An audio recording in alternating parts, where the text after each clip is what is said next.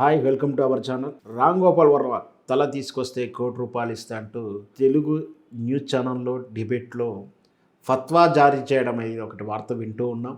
రామ్ గోపాల్ వర్మ మీద ₹1,00,00,000 సుపారీ ఇచ్చినట్టుగా కేసు నమోదైంది.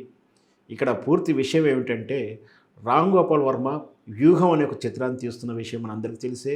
ఆ వ్యూహంలో కథాంశం ఏంటంటే, జగన్మోహన్ రెడ్డి పాదయాత్ర తర్వాత, వాళ్ళ నాన్నగారి మరణం తర్వాత, మొదటి దశ ఎన్నికల తర్వాత జరిగినటువంటి పాదయాత్ర నేపథ్యము, ఆ తర్వాత అధికారంలోకి వచ్చిన విధానాన్ని అంతా కూడా కథాంశంగా చూపిస్తూ, అందులో ఆటోమేటిక్గా జగన్మోహన్ రెడ్డి హీరోగా చూపిస్తున్నప్పుడు ప్రతిపక్షం అయినటువంటి చంద్రబాబు నాయుడు, టీడీపీ వర్గం అండ్ లోకేష్ బాబు, ఆ తర్వాత పొత్తులో ఉన్నటువంటి జనసేన, పవన్ కళ్యాణ్ని క్యారెక్టర్లు ఖచ్చితంగా వస్తాయి.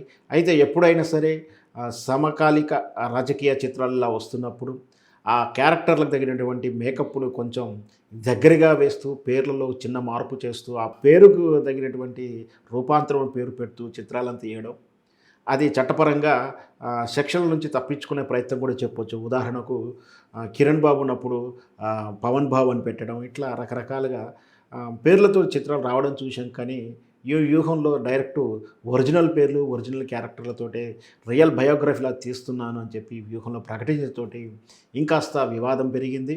దాంతో ఈ చిత్రాన్ని నిలుపుదల చేయాలని చెప్పి సెన్సార్ బోర్డు అబ్జెక్షన్ చెప్పడం, సెన్సార్ బోర్డులో అది అయినా కూడా లీగాలిటీ దాటేసి, పర్వం దాటేసి అది సెన్సార్ అవ్వడం, విడుదలకు సిద్ధం అవ్వడం, అయినా కూడా విడుదల ఆపు చేయాలంటూ కూడా కోర్టుకు వెళ్ళిన నేపథ్యం, ఇవన్నీ వెరసి విడుదలకు దగ్గర అవుతున్నప్పుడు ఈ చిత్రం మీద సంఘర్షణ, వివాదాలు ఇంకా మరింత చర్చకు దారితీశాయి. అందులో భాగంగానే కొల్కపూడి శ్రీనివాసరావు అనేటువంటి తెలుగుదేశం పార్టీకి సానుభూతిపరుడిగా అమరావతి భూములను రక్షణ సమితి పేరు మీతోటి రైతు బిడ్డగా రైతుల వకాల్తా పుచ్చుకుంటూ తరచూ చంద్రబాబు నాయుడు తెలుగుదేశానికి వకాల్తా మాట్లాడేటువంటి కొల్కపూడి శ్రీనివాసరావు అనే ఒక రైతు నాయకుడు ఒక ప్రముఖ ప్రైవేట్ న్యూస్ ఛానల్లో డిబేట్లో మాట్లాడుతూ లైవ్లోనే రాజీవి తల తీసుకొని వస్తే నేను ₹1,00,00,000 ఇస్తాను అంటూ దాన్ని సమర్థించుకుంటూనే పదే పదే యాంకరు నిలవరిస్తున్నప్పటికీ తను పదే పదే ఆ వాక్యాన్ని పునరుద్ఘాటించడంతో ఇంకాస్త వివాదం పెరిగింది. కార్యక్రమం తర్వాత రామ్ గోపాల్ వర్మ అండ్ చిత్రం యూనిట్ వెళ్ళి ఈ విషయంపై పోలీసులకు కంప్లైంట్ కూడా చేయడం జరిగింది.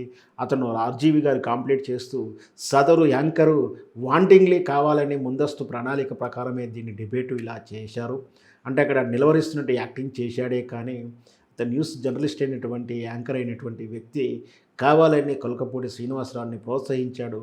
అటు చట్టపరమైనటువంటి పదాలను వాడుతున్నప్పుడు కార్యక్రమాన్ని రద్దు చేయడం కానీ, అతన్ని బహిష్కరించడం కానీ చేయకుండా కార్యక్రమం రద్దు చేసే ఉద్దేశం ఏంటంటే, అతను ఏదైతే కొలకపూడి శ్రీనివాసరావు చెప్పినటువంటి చట్ట పరిధిని దాటి చేసిన వ్యాఖ్యలను ఆయన ఎండార్స్ చేసినట్టుగా భావించాలి.